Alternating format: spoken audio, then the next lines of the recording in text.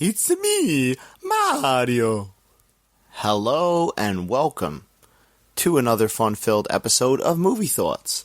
I'm your host, Dominic Tardamella, and I said I'd be back. That's right, I said earlier in the day, if you were listening to that episode, maybe you're not, maybe you're listening to them out of order, but I saw Air this morning, the new Ben Affleck film, did an episode, and here I am again, because another movie came out today. Another movie that I had to go see. And that movie is the Super Mario Brothers movie. Or the Super Mario Bros movie, or the Mario movie, or whatever the fuck you want to call it. The animated Mario movie. Not to be confused with the 1993 Mario Bros movie, which I did recently on the podcast. And I talked about the strange film that is, right? Bob Hoskins, John Leguizamo, Dennis Hopper. I'm a product of that movie. Okay, my childhood. That was my childhood. Isn't it funny? In our childhood, anybody who's around that, my age, you know, who grew up with that movie, that's the Mario movie we got. Now I went to the theater today with some family members, my nephew being one of them, and he loves Mario. And he gets the correct Mario, right? I got Dennis Hopper as King Koopa, frightening, taking mud baths, and he gets Jack Black as Bowser. And it's, you know, it's a more video game accurate thing. Fun side note, my nephew, who's, like I said, obsessed with Mario, he calls Toad, he calls him Tone. Like, almost like Tony Soprano would be called. Hey, Tone. You know, he calls him Tone. And we just, like, everybody just goes along with it and calls him Tone. Because it's just funny. But I think today he made the connection while we were watching the movie that the name is actually Toad. Because he heard it a couple times and he's like, Toad? But whatever. Fun times. Anyway, this movie, the Super Mario Brothers movie, one of my most anticipated movies. As silly as that sounds, I'm a Nintendo fan. I would go as far as to say I'm a Nintendo fanboy, right? I love everything they do. I love the games. I grew up with the systems. I fucking love the Nintendo Switch. I got that when it first came out, and I have gotten so much out of that system. Just whether it's playing, you know, games like Mario Kart, or Mario Odyssey, Super Smash Brothers, all that stuff, Legend of Zelda, the new one's coming. I've gotten my investment back on the Nintendo Switch, and I'm a big Nintendo fan, as I said, because Nintendo makes games that I feel, at least their original properties, they make games that are very old-fashioned. You know, they're games that you don't particularly need DLC. Sometimes there's DLC in them, but they make these long, full, meaty games that you could play and enjoy, right? Like Super Mario fucking Odyssey is a long game. I don't think I got every moon or star that's in that game, and I played it. Like, I beat it, I got a lot of them, but I think there's still more to do in that game. And they're not expecting you to pay extra money to finish the game. So I appreciate that. But Nintendo, those characters, they've been in my life for so long, like a lot of other people my age and people younger and stuff. We all grew up with this, right? If you were of the, early 90s era and you experienced Super Nintendo, then we got Nintendo 64, later on we got GameCube, of course, Wii U kind of failed, and now Switch, right? And then you had fucking Game Boy to boot. So you were bringing around the portable, you were going Tetris, you were going Super Mario Land, all these iconic games, right? And so Mario is something I constantly revisit in my life, whether it's Super Mario 64, one of the best games out there, right? Mario Odyssey, as I mentioned, great fucking game. One of the best, if not like best 3D Mario games. And Mario Kart is a constant, right? So I'm a fan. As I said, fanboy. Love the shit. Eat it up. So I, for one, was very excited for this film. As I joked around earlier, we had the early 90s film. It has its good stuff. It has a lot of bad stuff, but it's what we got as a movie. And that movie, the failure of that movie, the execution, the poor execution of that film, led to Nintendo not doing any movies for a long time. They focused on games, and they ran the other way, and they never looked back. It wasn't until recently the creator Shigeru Miyamoto started looking into doing it, and they got together with Illumination, the Despicable Me people, and they made this fucking movie. And I gotta say, I was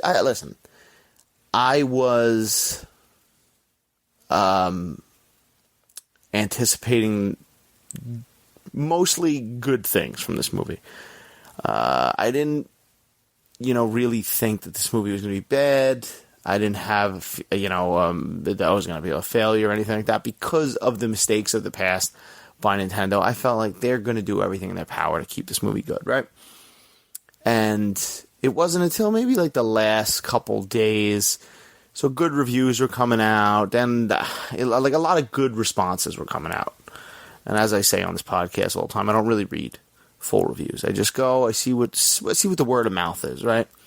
And then I saw yesterday, I think it was, that like they released a Rotten Tomatoes score, and it was fucking 59%. It was rotten. There was no audience score yet at the time, and it was like, and everybody's going, oh god, there's a lot of fear, rumblings and stuff like that. And I kind of took a back step because I've talked about, I don't want to talk about Rotten Tomatoes again. I've talked about it many times, but it's not always accurate. Obviously, you gotta go see a movie for yourself and really get a feeling for it.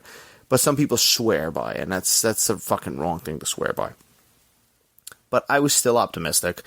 And I gotta say, after seeing this movie, I'm pretty fucking satisfied. I mean, I definitely could see, because there were some stories, some people saying that, the storyline is a little bit weak.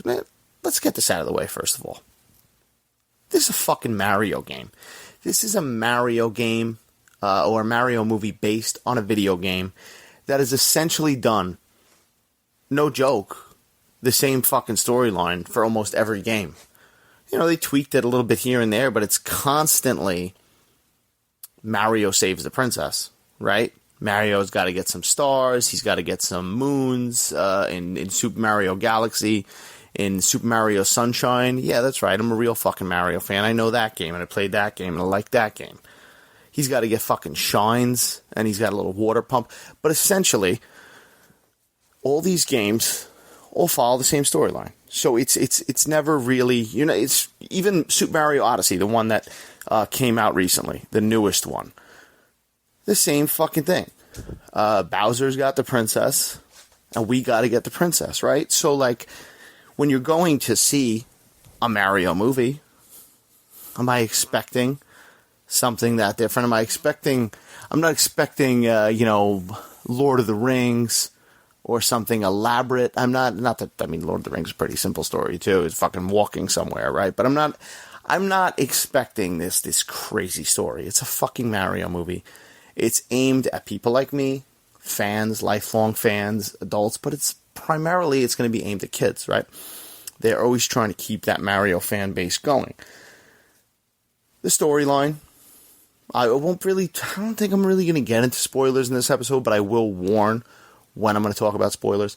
But the storyline is basically not even the storyline we're talking about in all the other games. It's basically that Luigi, they get sucked into the Mushroom Kingdom, they go their separate ways, and Luigi kind of goes missing. And there was a Mario's missing back in the day. But Luigi is basically taken, held by Bowser, right? That's the story. As you watch the movie, being a fan, I gotta say, most people have a pretty good knowledge of Super Mario, right? You played the game, played Mario Kart, whatever. Common knowledge. A lot of it is common knowledge.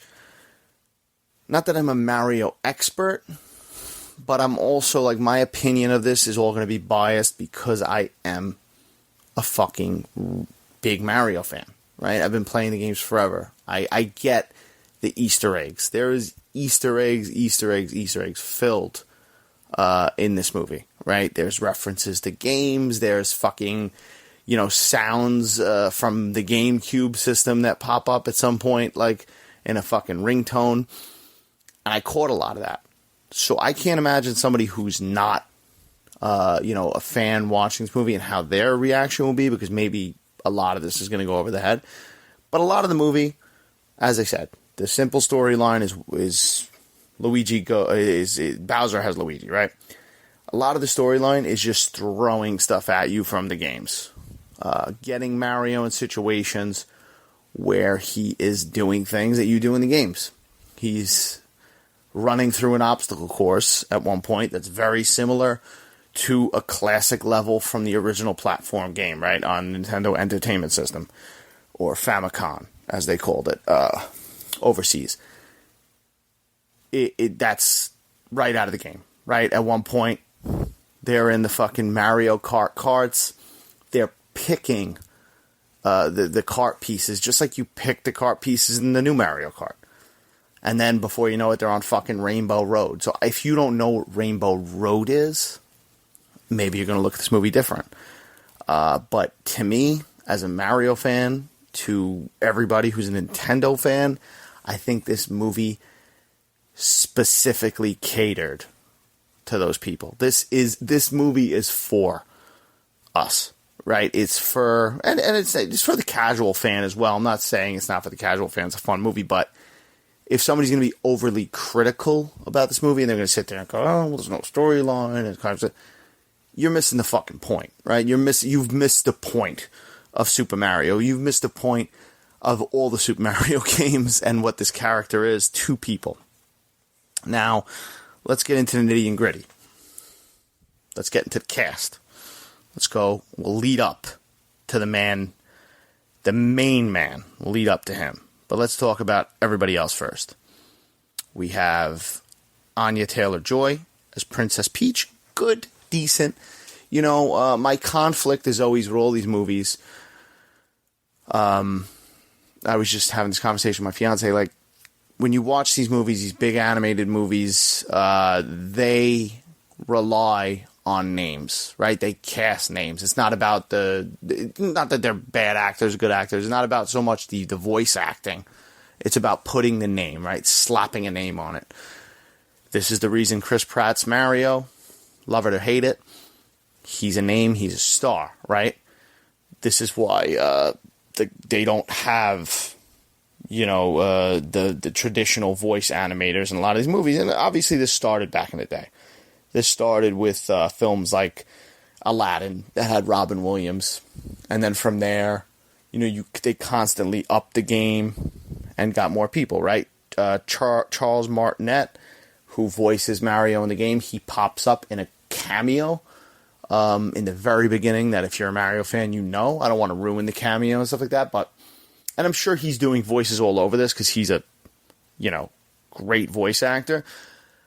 But you're not going to lead the movie. You're not going to sell the movie saying, oh, fucking Charles Martinet is playing Mario. This is Hollywood. It's understandable. So, as I bring up Anya Taylor-Joy, she's fine. She's fine as Princess Peach. I think she does a good job. It's not like, oh my God, you're fucking like, this is the best version of Princess Peach. She's fun, right?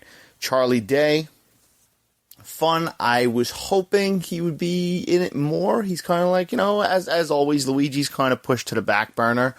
I was hoping that, more of the movie you're going to see the brothers together, but they're kind of separated, obviously, as I said, throughout a lot of the movie. But Charlie Day is fun. He does a good job. Jack fucking Black does a great job as Bowser. He's probably, I think, the one that probably nails it out of the park the most, as well as Keegan-Michael Key, who does Toad, or Tone, as my nephew would call him, because he's a lot of fun, right? He's a lot of fun. You wouldn't even know it was him, honestly, if you weren't paying attention to it, but him and Bowser, honestly, got probably the funniest lines, I think, throughout this movie. And as I'm looking over the cast, you got Sebastian Maniscalco in a role of Spike. You got I mean, there's voice actors in this movie. Guys like John DiMaggio, who plays like Bender in Futurama. It says he plays Uncle Arthur. You see a little bit of, Mario's family, which is cool. Mario and Luigi's family. You see the father, you see the parents, uncles, and stuff like that. I wish they would have showed a little bit more of that. You get Fred Armisen, played Cranky Kong, which I didn't realize that was him. But he does a good job, too. And, of course, Seth Rogen as Donkey Kong, doing good. He's basically fucking Seth Rogen. It's basically a stone version of fucking Donkey Kong. I'm Donkey Kong. He's basically doing that thing. But it works. I think it fits the Donkey Kong persona. And then, of course, you got Chris Pratt. That people were like, oh, what the fuck? Some people were like, I was never on that level. And I like Chris Pratt. I think maybe in the big scheme of movies nowadays, he's a little bit overused. He kind of feels like he's in everything. And when he got cast in this, I was kind of like, all right, could we have, somebody else in it? I mean, I'm not somebody who's like one of these people that I'm Italian. And I didn't sit there going like, oh, it's got to be played by an Italian. I needed my uncle or my father to play Mario. I'm not like that. It would have been nice if there was like an Italian playing him, but I'm not like that. I'm not going to I don't give a fuck. I mean, it's a movie. It's acting. If you could do a part, that's fine. I don't think it should be looked at like that for any culture. But in my, I guess I could speak about my culture, and I'll say that I don't give a shit. That is Chris Pratt. He does a good job. He brings, it's basically Chris Pratt's voice. There's a little Brooklyn twang to it. I know, like, Sebastian Maniscalco, as I said, is in this film. If he was maybe a bigger name as far as movie star, maybe they could have got somebody like him to do it. And that would have been cool, keeping it in the Italian, but whatever. It's not a big fucking deal. Chris Pratt does good. I think he's enjoyable. I think, it's a different iteration of Mario. That's the thing you got to realize when you watch this movie, too.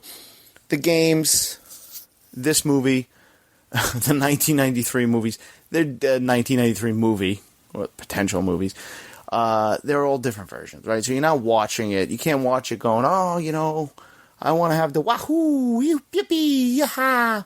And he does a little bit of that shit, Chris Pratt, but you're not going to have the whole movie based on that. I think I said this when I was talking about the 93 Super Mario movie in that podcast episode, but as much as I love the classic Mario voice from the games and that actor, I don't know if a whole movie could have been like, oh, hi, ha, because when you play those games, I don't know what I'm doing. I'm having a stroke or a seizure. When you play those games, it's so minimal, right? There's like a cut scene, and he's like, yahoo! And then when you're playing the game, he's doing the sounds, yippee, wahoo, all that shit. Would a whole movie, need that? I don't know.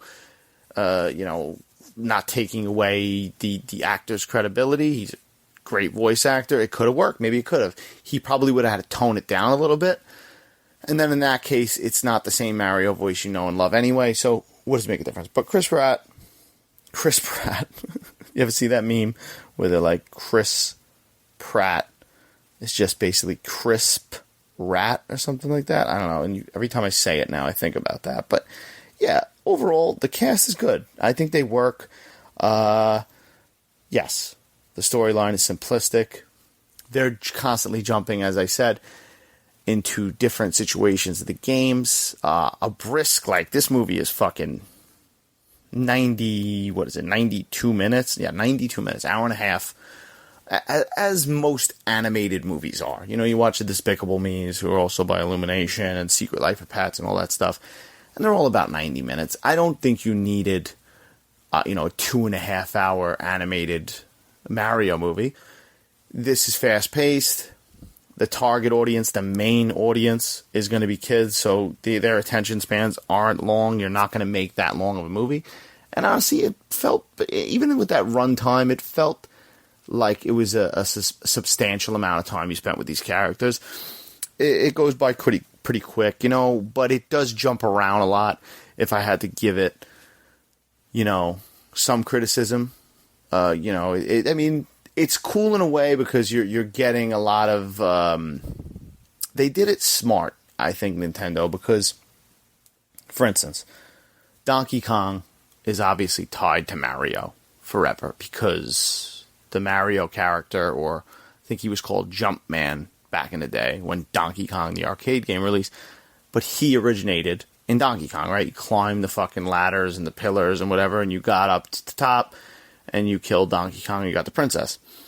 So having Donkey Kong in here was... Donkey Kong belongs in here. Obviously, Donkey Kong has popped up in Mario Kart, Mario Party, and all this stuff over the years.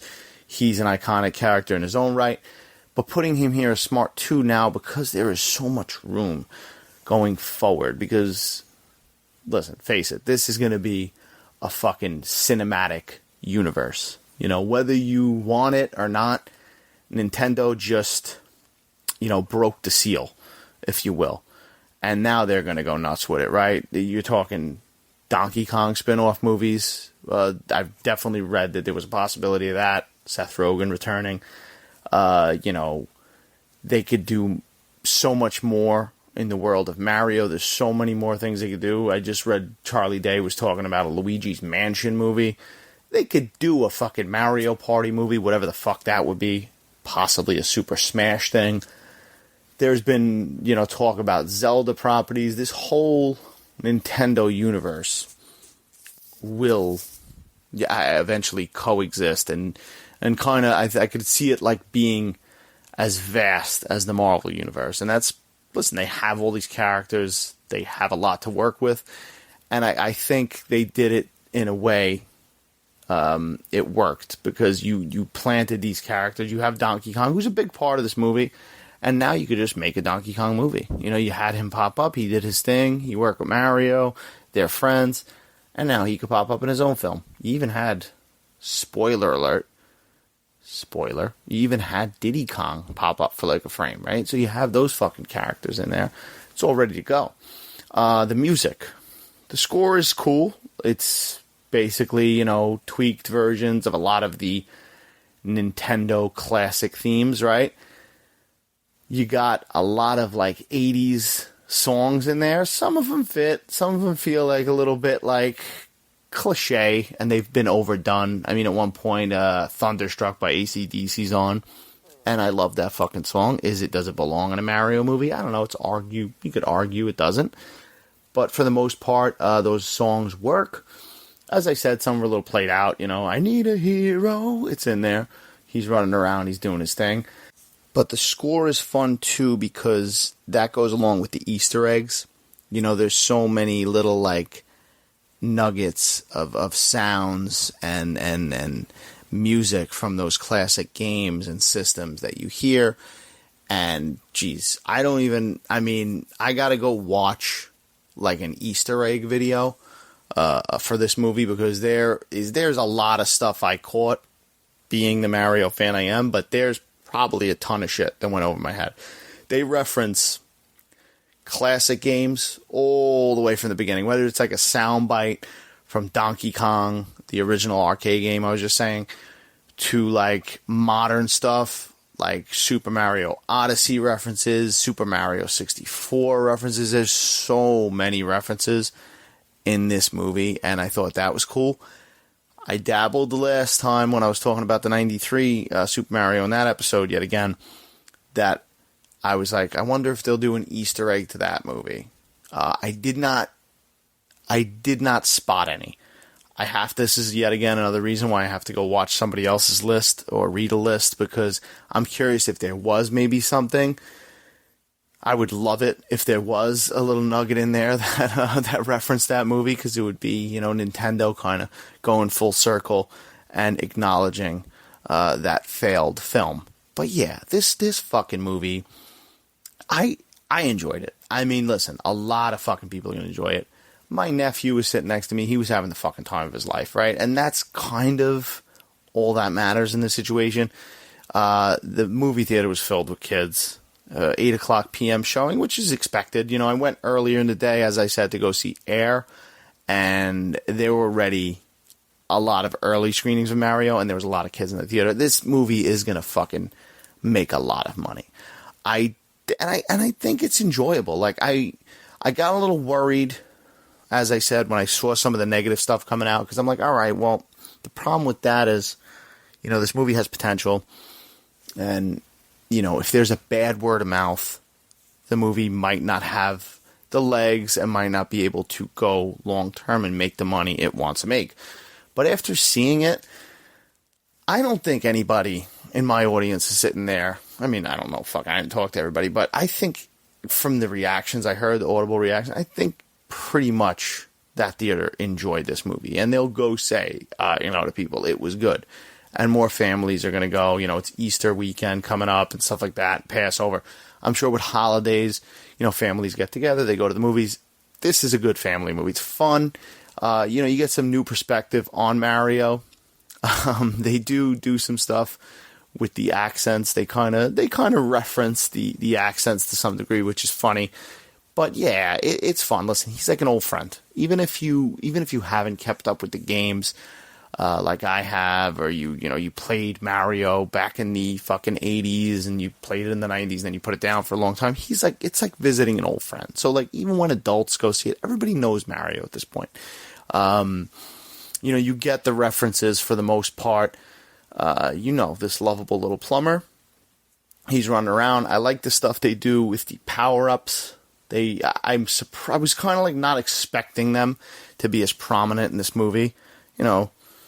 Being based on a game, sometimes they take shit out and stuff like that. But they fully, reference the power-ups, and they're basically the same as in the game. And I love that stuff. The scene's very good. Luigi and Mario very good together. I like Charlie Day and Chris Pratt together. I'm just going to keep calling him Chris Pratt. And as I said, I wish they were together in more of it, but there's a lot they could do for future movies. They could base it on anything. They could base it on shit. You could do a Super Mario Galaxy, movie, which would be set in space and stuff like that. There's just so much. There's so much. You could focus. There is some Mario Kart stuff in here, but you could do a full-blown like Mario Kart racing movie, which would be cool. So much stuff. I wonder if we'll ever have it where obviously Sonic's like a different studio and stuff like that, but I wonder if they'll ever try to, connect those dots. Super Smash Brothers, maybe they fight, maybe something. Two iconic characters, who knows? It could be like a Superman versus Batman kind of thing. Bring those two titans together, who knows? But yeah, I'm glad this movie was enjoyable. And as I said, if my fucking nephew's enjoying it, and he's a fucking diehard Mario fan. This kid's fucking lives on his Nintendo Switch. If he's enjoying it, that gets the seal of approval for kids. I think kids are going to fucking love this movie. That's just an indication. And yet again, 92 minutes, doesn't fucking, doesn't expect much from you. The humor's like, it's kind of like what you'd come to know from like an Illumination film, like Despicable Me. Same type of humor. It's a little weird being like a long-time fan and seeing Mario in certain situations. It kind of like sometimes it feels a little off, but you're like, all right, you got to kind of like accept it, and that this is like, as I said, a different iteration, but very enjoyable. If you're questioning seeing this film because maybe some of the Rotten Tomatoes shit or whatever, I would just fucking ignore that. I would go in.